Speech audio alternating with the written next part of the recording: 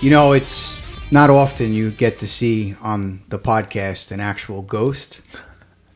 Hey, Nick, is that you? It's me. Wow. I'm here. I am not a ghost. Actually, I'm still kicking. Apparently, just kicked the mic stand. No, that's okay. It happens all the time.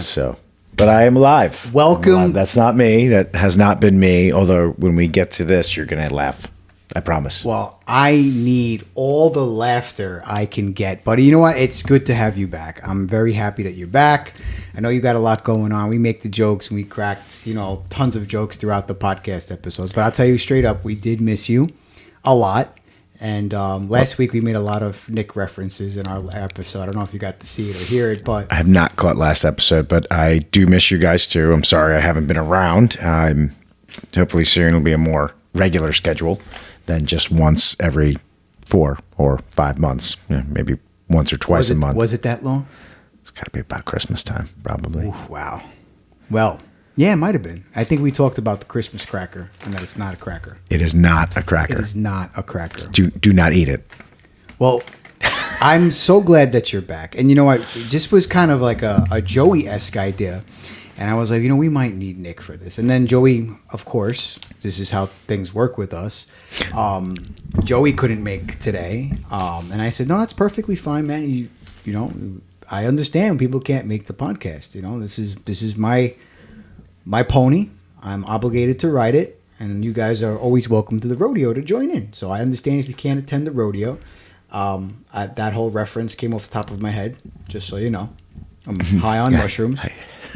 I have some answers to that. You do like to ride ponies? I stopped my sentence where I wanted to. But this was an idea that popped up in an episode in the last few weeks, and here you are with the return of Nick's Notes. Now, what we're talking about here is something that I'm surprised we have not covered yet in the 6 seasons and 4 years of the podcast. I have not touched on this. And even though there's a lot of historics behind it, which I know you're going to dive into, I could tell you some of the ghosts and paranormal aspect of the Catacombs of Paris, France.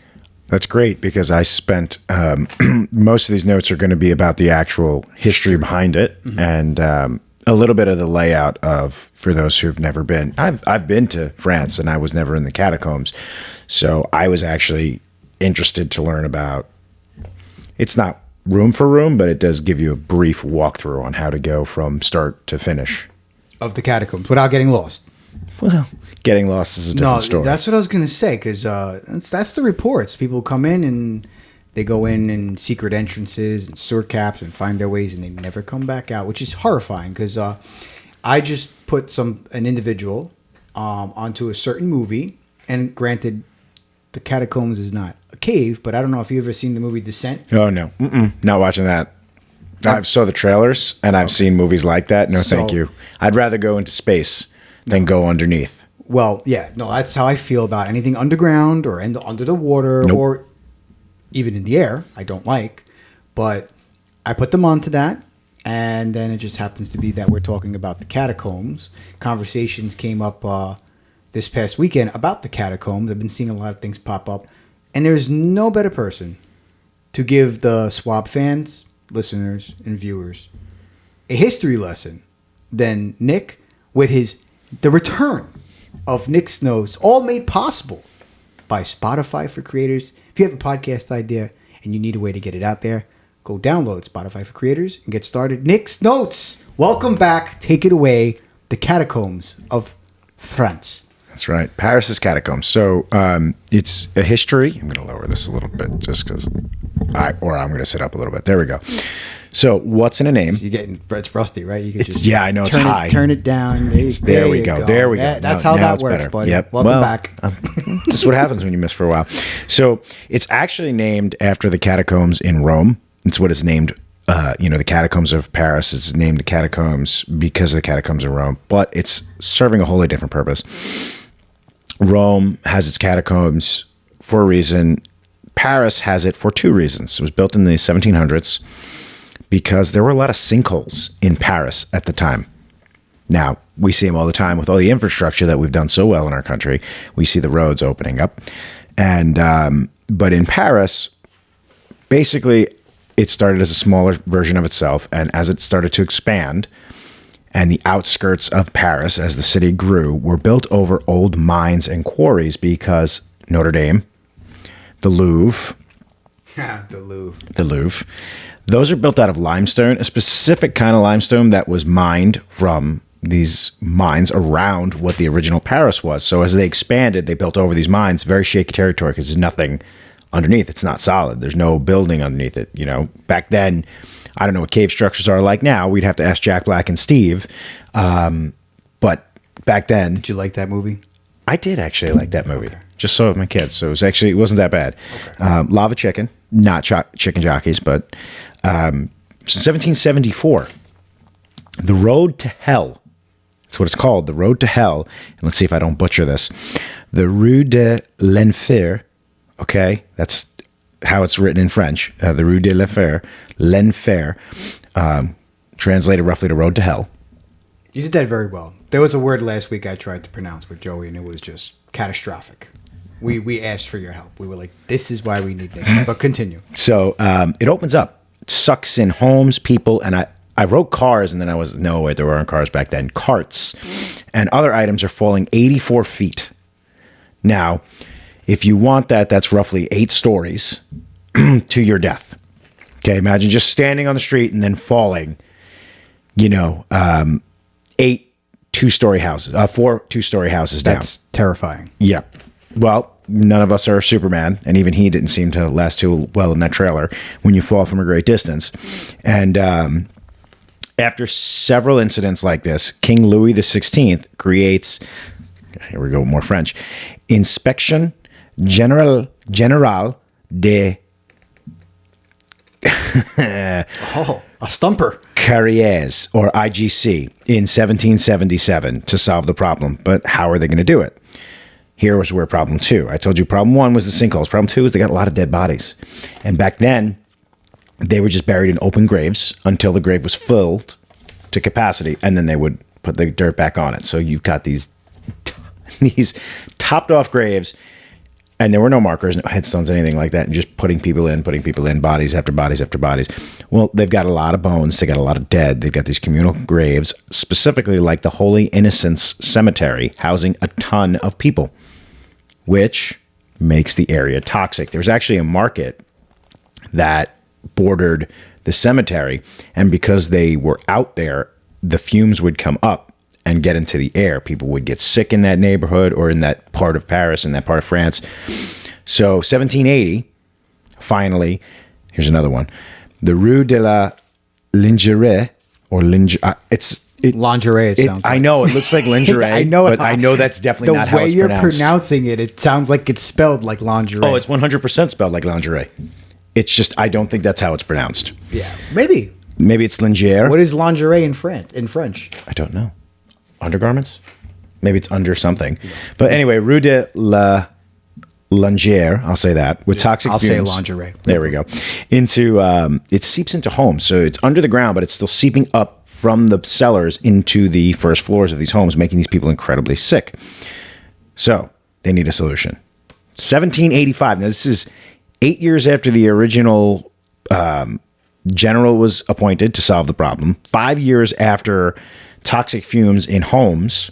So you can imagine it's like carbon monoxide now, but back then it was dead bodies fumes, which you don't want to inhale any of that because it is poisonous and toxic to us. So it's moved from the cemeteries to the catacombs. April 7th, 1786, it's named, that's its official opening date, it's named the Paris Municipal Ossuary. Okay? And they're moving bodies, and the only time they take a pause is during the French Revolution in 1789, for obvious reasons. Paris then becomes known as the Empire of the Dead. Okay, during this time, because you're taking all these dead bodies and you're putting them in the catacombs. Over 6 million bodies are buried down there. Wow, that's a lot. Yep, and because there were no markers, because these were communal graves, nobles, peasants, rich, poor, young, old, male, female, all mixed together. And there's no identification on... Not from the 1700s. So there's just random bodies down there, and nobody knows. I mean, there are people that have markings, right? Some. There are some celebrities they know are down there, like, and by celebrities I mean like famous people of the time. They don't know exactly where. They know they're down there. Crazy. They don't know where. And you said 6 million? Over 6 million. Wow. So you can imagine, we visited that cemetery up in Lethbridge, and that was what? 800? 800? Yeah. Yeah. Okay. Imagine 6 million. And to be honest with you, that 800, that cemetery wasn't that big. Right. But that's less than 1,000. And I mean, I'm not good at math, but 6 million. That's a lot more than 800. That's a lot of yes. It's a lot more than 800. Yes. So it does become a tourist attraction in 1809. Napoleon, the famous Napoleon, Small guy. slight in stature, big in mind, decides, let's open this and we need to make some money for the Empire of France. Let's let people come visit. Viva la France. Yes. Now, you will not get lost in there as long as you have a lit torch and you look up. Because along the ceiling is a black line that if you follow that black line, you will get from start to finish. If the torchlight goes out, good luck. That's what Joey and I were talking about this. I was either last week or the week before. That you're underground and the light goes out, like you are so screwed. Yeah, you better have like flint and matches or a lighter or something. Or if your name should be Matt Murdock. Right, because the phones are not going to work down there. What's going to happen with a phone, like everybody's like, oh, I could take the flashlight on my phone. Okay, great. Your phone is going to be so high wired to look for a signal, even if you turn everything off. And most of us live on our phones religiously. So if they're taking pictures with light on, you're burning through your battery, not going to last very long. By the time you figure out where you're going and remember to look up, because panic is going to set in, you're not going to have much battery left and you're not going to have very long to follow it. And torchlight's a lot different than a flashlight, because torchlight, I don't know if it's a black light, and I didn't see this in any of the writing, because of some chemicals from the flame versus just a flashlight. Like, they made it very clear point that it has to be torchlight. So I'm not sure, it might have something to do with some kind of chemical reaction. That's my opinion. I can't verify that part. It's interesting because you can't see certain things without certain lights. Right. So not to sound funny, because you know my mind, but black light. Right. Obviously, you could see particular things, bodily fluids with black light. Right. Only with black light. You can't shine a regular LED flashlight and see kids that got left behind. You know what I mean? This is true. It's very true. I had to think about that for a second. I know. You see it rusty, pal. I am. But it's all right, because what I'm about to talk to you about what they've used the catacombs for, is going to help. Okay.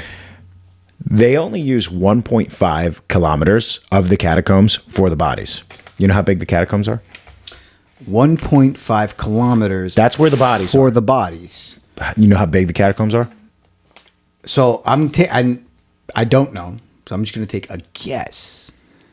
In miles, not mileage. We're not talking. You could try. Conversions are a little funny for me, but go ahead. I'll do my best. Well, we have phones. That's true. Let's see. What's a kilometer to a mile? 1.5 kilometers. I think that's like maybe 3. I could be so wrong, and I'm going to look stupid, especially if Siri's really loud on your phone. Kilometer to miles. So if we have 1.5 miles or less, 1.5 is just under a mile. Oh, I was dead wrong. Just under a mile. Dead wrong. But how big do you think the actual catacombs are? I'd say 20, 15 miles. Gonna have to put this in because I don't know the conversion, like I said, off the top of my head. It's 300 kilometers, which is 186 miles. Wow. And they use... Is it really that big? Yeah. And they use 1.5 kilometers or less than 1 mile to put all these bodies. So it's basically a very small portion of bodies. And then just vastness of underground tunnels. Right, because these were quarries and mines. So these are just old mine tunnels and mined tunnels that some have collapsed, some have not. They're definitely not reinforced. That's why they were getting the sinkholes in the first place, at least where the city was heaviest. I want to fast forward on a question because now I'm intrigued. And the last time I've actually watched any videos or touched on the catacombs in depth. Now, I'm gonna be very honest with you. I'm going off memories of things I've seen on the paranormal shows, of what I'm going to say with my ghost stuff. I relied heavily on you for the historics. How much have they explored of the catacombs? Well, that's a very odd question, and I'm glad you asked it, because I don't know if they've explored it all. Obviously, it was at some point because they were mines, so miners had to be there, and they've gone through it. But these miners are... They're long dead. Years dead. Long dead, and if there were no maps, which typically there were not at the time, of these mines, no safety protocols, nothing like that. So I guarantee you they don't have it all mapped out, but I will tell you there are a ton of different things they've used in there, and things that became illegal as a result. So... you're going to love this. The uses in the 300 kilometers, they have other uses other than for dead bodies. They've used it as a bomb shelter. Okay. They used it as a meeting location for the French resistance during World War II. Makes sense. Okay. They used it for beer storage. That's not what you're going to love. They used it for a particular kind of farming. I'll let you guess what they farmed down there. Underground. Mm-hmm. Farming. Mm-hmm. You're going to love it. That's all I'm going to say. Mold, fungus, and spores? Fungus. Cheese? Nope. Mushrooms. That's right. Mushroom farming. That's right. That's why Billy loves the catacombs so much, because they were used for mushroom farming. I don't love the catacombs. Mi piace I funghi. He does love the mushrooms. So... maybe you're not a cataphile, and a cataphile is someone who explores... I gotta laugh. I'm such a child. Go ahead. Cataphile is someone who explores the catacombs, mostly illegally, because it is illegal to go down there without a guided tour. Yeah, absolutely. Because of how vast it is. I just gave you an idea of the 186 and a half miles, less than one, is what's used for tourism. And to just think... there are people that open sword caps and go down there and we're going to explore. Urban explorers. And never come out. That's right. Although these urban explorers, they do it with somebody that knows the mines, but just not in the tour hours or schedule. Right. Which is when the cataflies... cataflies and cataphiles. So cataphiles are the ones doing the illegal things, and cataflies are like the nickname for the police that are supposed to go down there and make sure that you don't do those things. So they have police patrolling the catacombs. Definitely the known entrances. I don't know about the entirety of the catacombs, because that would be definitely a waste of resources. Well, that I've seen. So I believe, I remember, I mean, he's been everywhere, but I did watch a Ghost Adventures episode with Zach Baggins, and he made a very good point in the show to show the French police guarding every point. And he did interview, if I remember correctly on the show, someone that was going to take him down there and that went down there multiple times illegally, and showed him entrances that you can access the catacombs illegally. But he did make it very clear while he was with his crew filming, and I think at the time it was only just the three of them. It wasn't the crew they have now. It was Aaron, whose wife tried to kill him, and the other guy who I'm drawing a blank on his name right now, that had a lot of issues with Zach Baggins. The original guy with the mustache. Oh, didn't he open his own? He has his own show now. Yeah. I don't know why I'm drawing a blank on him. I know who you're talking about, Yeah, too. I don't know why I'm drawing a blank on the name. But yeah, it was just them three. And they showed all the police standing guard all hours of the night, especially during the day. Just, and rightfully so. You're actually not trying, people will go down there and vandalize it. Unfortunate. But, I mean, there's nothing down there. No one knows who's down there. It's right. And the value of the bones, you wouldn't know who you're picking up anyway. And I'm not saying that to be funny. You wouldn't know which bone you're picking up. But the police are genuinely trying to protect people from getting killed, because there's a lot of things down there. You venture too far, I'm sure there's toxic fumes. Well, 100%. I'm sure you will get lost if I didn't realize that much of the catacombs is not used. That's actually terrifying. Collapses of the cave, right? That can happen. Getting lost and not being able to find your way back. No food, no water, starvation, dehydration, whichever way you want to look at it. I'm sure there are some kind of creatures down there. It is a cave system at this point. It's a cave system. In France, it would be definitely rats. Right. Definitely insects. I don't know about anything else unless we're... Well, I'm not talking about anything supernatural or anything like that. I mean, just in general, animal life down there. Descent, that could be a possibility. Well, there's... the movie Descent. Go see it. In caves and underwater and Bats. underground, there are things that we have not seen either in millennium, so we've lost to time, or have never seen because they are so deep dwelling that they don't need to come up. We're invading them. There is a video out there of a guy who went into the catacombs. One was shown on the show, I believe, many times this video, where the guy drops the camera. He got spooked. He was by himself. He had dropped the camera. He just ran. And the camera was there and no one saw the guy again. There was another video of like someone seeing something that wasn't human and wasn't a known animal. And there's tons of videos like that. Now we have elevated in the years where AI is, I mean, there's a video out there of these hikers or mountain climbers climbing this mountain and there's snow everywhere. And this like orchid mantis flies in the hand of the the ghost mantis, and I'm like celestial mantis, and I'm like, yeah, exactly, and I'm like, and people are really believing it. Like I'm reading the comments. I'm like, you do realize insects do not do good 95% of the time in the cold, so that is impossible to even. And then you look at the guy's hand. You know how many fingers the guy's six, his 7 6 fingers. Right. So obviously you got to know it's AI because AI hasn't been able to accurately compute hands and sometimes with the face, like facial they start features, but it's really distort. the limbs, like fingers and toes. So, right. You know, if you have a toe fetish or a foot fetish, it's awesome. You had an extra toe in there, but you could tell by the hands. And no, I don't have a foot fetish. And you could tell by the hands, maybe, and you could tell by the hands that there's an extra finger, and it's AI, and people believe it. So now there's videos that will still come out of the catacombs, and you got to really be careful. But these videos I'm talking about were many years ago, right, like before the advent of AI. Early 2000s, which makes me believe something. I mean, there's still photoshopping, and there's still ways to get costumes and things like that, and animatronics, but there are things that we have not seen. That's a given. I mean, if we have discovered everything, we'd be like, well, there's nothing left to discover, and we'd know where everything is, and we don't. All right? I mean, science-wise, I don't know how accurate it is. They brought back dire wolves. That's crazy. All right, and all I can think of is Jurassic Park. Yep. And I'm like, nope, no, thank you. What did he say in the movie? We got just because we could, we shouldn't. Yeah, we got so caught up in if we should, we didn't stop to think if we No, we got caught up if we could. We didn't stop to think if we should. Right, and no, thank you, no, thank you. Those things were predators long before we existed. But they died out naturally. Yeah. I think they died out naturally. Direwolves, probably. Direwolves because of the environment. I think they needed a colder environment. I'm not sure, so don't crucify me for getting this wrong, but I think they died out naturally, or they were overhunted. They were overhunted to extinction, and like bringing back things like that, or like the dodo bird, if they're not going to kill an environment, great. The dodo bird, what did it do? Right, but do not.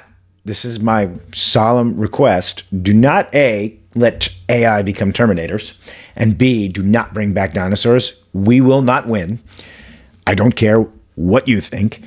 And C, I know you want to do it now because we've mentioned it, that he's got a foot fetish and loves mushrooms. Please don't take photos of yourselves stomping on mushrooms and send them to Billy. It's going to be a very weird thing for his algorithm. I really don't have a foot fetish, though. I really don't. But there's people that do, and they might like AI for that particular reason. But proceed with the catacomb. All right, so back to the cataphiles. They have had illegal bars, illegal cinemas, and they've even had a concert held in 1897 on April 2nd. The Paris Orchestra performed an illegal concert in the catacombs, doing like I think it was Chopin and Bach, but still this is the Paris Orchestra, so this is like the premier musical organization of the city. The reverb down there, you think it's good or it's bad? Because it's underground. Depends on where you are. I mean, think about like any of the scenes of any of the movies we've seen, like a Blade movie, right? Where they have like a nightclub in a cave, or the Underworld movies, right? Depending on the size of the cave, the arc of the ceiling, and how far apart it is. Yeah, it could be reverb or not. Right. It could give you the best acoustics, or it could give you really terrible ones. Yeah. All right. So now to acoustics, dimensions. The actual catacombs where the bodies are buried is 11,840 square feet. All right. So like I said, just under a mile. It's 80 feet underground. So, 80 feet. So that's, again, to give you, it's roughly, I think that's 10 stories because 8 feet is a story. Is that right? 8 feet's a story? You're asking the wrong guy, buddy. I think that's 10 stories. Are you literally asking me math? That's true. It's 80 feet. And there are 232 steps up and down. You have to take 120 to go down and 112 to come up. Okay. Now, some of the famous dead people that we do know are down there. They're not marked from what I could tell. Again, you have Solomon de Brousset. He designed Luxembourg Palace. You have Charles Perrault and Jean de La Fontaine. They were fairy tale writers in France. And you have Simon Vouet, who's the first painter, so the royal painter, to King Louis the 13th. Now, here's a step-by-step for those that do want to go in. It's not 100% a guide, but it is a rough guide I found from some tourist sites that kind of like give you a rough estimate of how it works. So you first walk in, you see an exhibition explaining history with images and markings from the time as a quarry. No bones yet. Then you walk into the Port Mahon corridor. All right, and this was designed the sculptures there are erected by Francois de Cure, and this includes the Biosjour sculpture, which is he was held in a prison, and he sculpted that from memory, and he put that up as an exhibition. I believe that was during the revolutionary times, or right after. Then you have what's called the quarryman's footpath, obviously, for the quarry. And you kind of have a wishing well, or it looks like one, and that's where the water for mixing cement would come from and where the workers would wash off before going back to the surface. Then you have the ossuary, which is where they keep the bones, and they have a plaque, and you know you've gotten to the ossuary when you read this plaque. The creepiest name, I mean, it's a creepy little thing when you walk in. Stop. This is the Empire of Death. It's written on the plaque when you're walking in, so you now know you're walking into the actual catacombs with the bones. And also included is in this area, the ossuary, is the Fountain of the Samaritan, Gilbert's tomb, and the Crypt of Passions. Now, these are just like some famous items that you'll see while you're in the ossuary. Again, that's where the bones are. Then you exit, and you have to take the 112. When you take those steps up, you know you're done, and you've walked the tour. Again, don't do it on your own, folks. When I tell you just to imagine this, it's 185 miles of unused and unmarked space. So Manhattan's 24 miles from end to end. If you want a rough estimate, that's 8.5 times the size of Manhattan. Jeez. From end to end. I would never, first of all, terrified of underground. After I went to House Caverns in upstate New York, which is close to Cooperstown, so if you're in New York, especially upstate people that listen or watch, you know what House Cavern is. And then you take an elevator to get down there, and I'm obviously 200 plus steps down and up is that's a lot of steps, dude. And that is and I didn't know that about. I really thought the entire catacomb was covered in bodies. I also thought that most of the bodies were buried down there because of plague. But yes, people did get sick because they had open graves for so long that the bodies were decomposing and things were happening. And I didn't. So there's certain things I didn't know. Now, you did an exceptional job with Nick's notes. The ghost stuff that happens down there is people report. Now, mind you, I'm assuming that when you're on these guided tours, there's only one person holding a torch. And yeah, you got flashlights and stuff. But when you're underground, sound does change, right? Obviously, your vision changes because you're only seeing the torch and whatever light that you bring down there. Obviously, temperature changes. When you go down, it gets colder. Now, House Cavern, when we went down, it was summertime, so they had told us, hey, it's cold down there, so we recommend either going back to your car and getting something warm or buying a hoodie, which is a good way to get people to buy merchandise. But genuinely, it was cold down there, and I'm glad that I did buy a hoodie, or my mom got me a hoodie at the time. So it's cold. So now all these factors to be on the side of a skeptic are going to play a factor in things that you may hear, things that you may see, right? And of course, you're underground, so things that you may smell, right? So distortion of the senses. Okay, you're manipulating the senses just by proxy of being there. Cold, distorted sound, distorted vision, and you're amped up for it to be kind of distorted because you're told these things. So yes. Your mind is now in the mode to think something different. Right. If I have a paranormal investigation set up, by now you, Joey, and the other members in this group kind of know what to expect when we're going to a location that's haunted. But if I take somebody that's not really into it like us, or is borderline into it, and I say, hey, this is what you're going to expect, you already put it in their mind that something is going to happen. Oh, this particular place you hear voices, and then they go in there and maybe get slightly spooked. And guess what? Now that I heard that, did you say that? Did you hear that? And that's what's going to happen. You're basically scaring yourself, or you're pre-scaring yourself before you even set foot into a location like that. However, there are tons of bodies down there that are not claimed. No one knows who they are. Now, when you and I went to Letchworth Village, we were getting some hits on the spirit box, and we got those 3 names. And remember, Letchworth, for the most part, a lot of those bodies are unclaimed. There's no marker. There's numbers there, but no one knows who's there. And you leave this earth, and you would hope that you'd have at least the memorial of, I passed away, this is where I'm resting. But a lot of people down there, especially at Letchworth, don't have that. So it's like you're not really resting easy. You're eternally sleeping as a John Doe when you lived your whole life with a name and a family and all of that. And that can bring a lot of, plus you said there's some type of limestone down there. And we all know that's particular minerals and stones, and even if there's running water down there, which I'm sure there is because it's underground, can also manifest actual paranormal activity. Correct. So there's a lot of energy happening down there. So to be a skeptic, it does play a factor that you're underground and it's cold and it's dark and it's damp and all that stuff. And to be a believer, limestone, running water, you're underground, you're subterranean. So that is a big factor in actual things, plus the bodies and the bones. Right. And then the dark history, because to get to that point, there was some dark history that can also manifest paranormal activity. And to get into it real quick, people report legitimately voices, disorientation, seeing shadow figures, seeing figures that are not human, whether it be demon or descent-like creatures from the movie. People have reported those things in the catacomb when they're down there with tour guides, and when they're what is it called? When you do it illegally? Cataphile. When they're cataphiling. That's right, cataphile. So that's with a PH.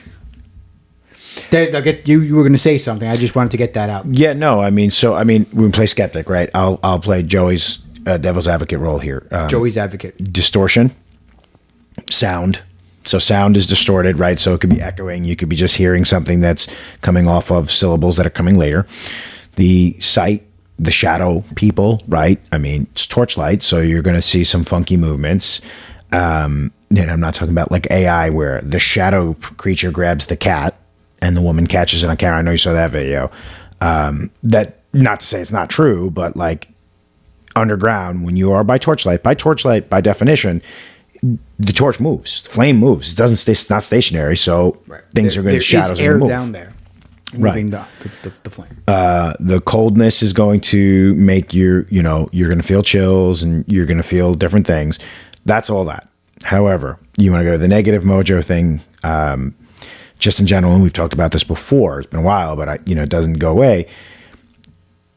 If all you want is peace and all you want is to move on peacefully, but no one knows who you are, and then your body was disturbed on top of that and put down there. So now, and you have to stick around until somebody figures it out. Eventually, think about if you were locked in a room by yourself as a person for 10 days, then 10 weeks, then 10 months, then 10 years. You would slowly, and nothing in, nothing out, just food. You would go insane. I could do 10 days. Right now, with everything? Or 10 days by myself? 10 days, yes. Now go 10 weeks, 10 months. Not seeing anybody? No. All you get is the food and the water. Easy. Right. But eventually... Are they counting my macros for me? Yes. Oh, piece of cake. And they'll give you some gym equipment. Even better. 10 days? Yeah. Wi-Fi? It's a vacation. No Wi-Fi. Oh, okay. Come on, there's no Wi-Fi. No books either. No books. You're just in there. It's just a room. Okay, then now it's getting a little harder. Okay, so now imagine that. Okay. So you're talking about prison. Yeah, but even worse, because at least even in prison, unless you're in solitary confinement, there are other people there. Guards, other prisoners. This is by yourself. 10 days, 10 weeks, 10 months, 10 years. Can you spice it a little bit? Do I get toilet paper and a running toilet? Sure. Okay. Okay. So you made it a little better. Running plumbing. Okay. But then not 10 years, 10 decades, 100 years. That's 10 decades, but 100 decades, and so on and so forth. After a while, everything else loses meaning except for this one thing, and you get angry because no one can hear you, no one can help you. And so anything that is lingering becomes, that's why they always say, if you linger for too long, you become this negative. There's no such thing as good ghosts that linger, because if they were good, they would move on. Move on, right. So staying around, and 6 million, even if you do know there's a few of them down there, great. Most of them you don't. For the most part, the Catacombs of France. The Catacombs of France is very creepy. As far as being haunted, there's reports, but it's really just a creepy, morbid place. And if I ever got over the fear of flying and I made my way over to Europe, but I've never been overseas. I've been to, islands and all over the States. But if I did go over that, that would be something I'd come over my fear for that, because that's something that is, it's just oddly beautiful in a way, if that makes sense. It's oddly beautiful. You know what I mean? And you see it on these shows and you're into this type of stuff, and that's something I actually would like to see. But that's a hell of a job, pal. We really missed you. I wish Joey was here. I would have to find a way with our studio movement to get a third seat in here. It'd be a little tight, but we'd make it work.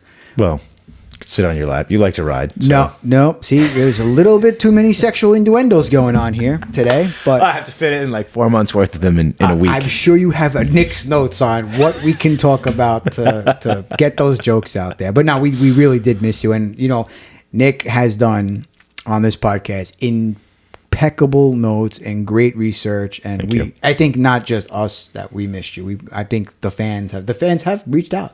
Where's Nick? Did he leave? Is he on another podcast? Because he's so smart, he can start his own podcast, which you can.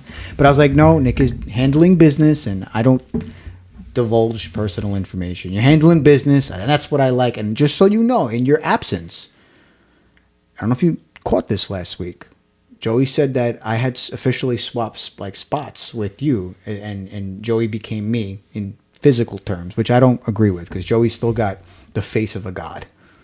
Okay? Okay. No diddy. Well, that's a totally different Nick's notes. That's a totally different Nick's notes. Get my assessment done, pal. See, now I'm going to push you. I want my assessment. That's right. I got you. That's why I'm here. You should reach out to those people and be like, hey, you should watch this, and we're interested in putting... I'm being very cautious how I say this. We could put something here, like a can of something. Could do that. Or a powder or a bar. And then we can read another thing. Oh, that'd be very interesting. I could ask. Because a couple of other big podcasts kind of have that, right? Showing right in front and center. Definitely. And I'm sure you need permission to do that. Definitely when The Undertaker does his podcast, I've seen it a bunch. Right. And Ninjas and Butterflies, that podcast. And then usually got it sitting right there on the table. Right. And I'm pretty sure you need permission. And there's no other better person to ask to try to get that. I can ask. Then I think that What's the worst that can get said? No. No. Exactly. I'll still use their stuff. It's just, but that's just food for thought. Not an ad yet. No, we don't. If they know what we're talking about, then good on them. But it was absolutely great to have you back, buddy. It was a great episode, of course, all made possible by Spotify for Creators. If you don't know about Spotify for Creators, it is the free app that allows you to get your podcast idea out there. He remembers. So if you have a phone, tablet, or computer, head over to Spotify for Creators to get started. Nick's notes. I got excited in my pants when I saw the notes come out. I have a note fetish, not a foot fetish. No, I think you got excited because I put mushrooms on the notes. Yes, and that mushroom joke is still going strong. Matter of fact, our newest member of the podcast absolutely loves mushrooms. That's when she actually physically comes in here to film an episode, she's going to just love the mushroom joke. Where is the mushroom? Unfortunately, when we moved the stuff from downstairs, because it's no secret, my dad's sick and he needed the basement so we can walk freely, and we recorded down there because it was an empty room and it was big enough for everything. But I didn't move everything back up here. But we got to set this up. Got to put the mushroom in here somewhere. It was mushrooms, little guys. Oh, that's right. That's right. The little guys. Nick, thank you, brother. Thank you. It was a pleasure coming back. Please don't go MIA for another couple of months. Now, Give us like a once a month appearance if you can. I think that's happening. And then when Joey's here, we got to come together like the Centurions. That's right. Man in Machine. Got to put. I don't remember the opening. Man in Machine. I don't remember. Man and Machine. I know. Power Extreme. Okay, I don't remember the opening. I Oh, remember man, they had I'm the little pegs and everything would change. Holes. Power Extreme. Right. Come They down. would put everything on, and they had the Crystal, one guy. Crystal. I need Sky Knight. Right. One was the guy in the air. One was the guy on the Ace ground. McCloud. Jake Rockwell. There you go. And then one was under the water. Max Ray. There you go. See, he knows it all. I am a fucking fan of that show. I loved that. the show. That I was just don't- so it's- underrated. Turn it into a movie, Hollywood, and It's stop. so long. You know what? You did Transformers. You did G.I. Joe. You can do Centurions. You can do absolutely. Okay. 100%. And if there's small people in Centurions, please don't use CGI. There's people out there that need jobs. And until next time, it's another episode of the Say What Again, Billy podcast. See ya.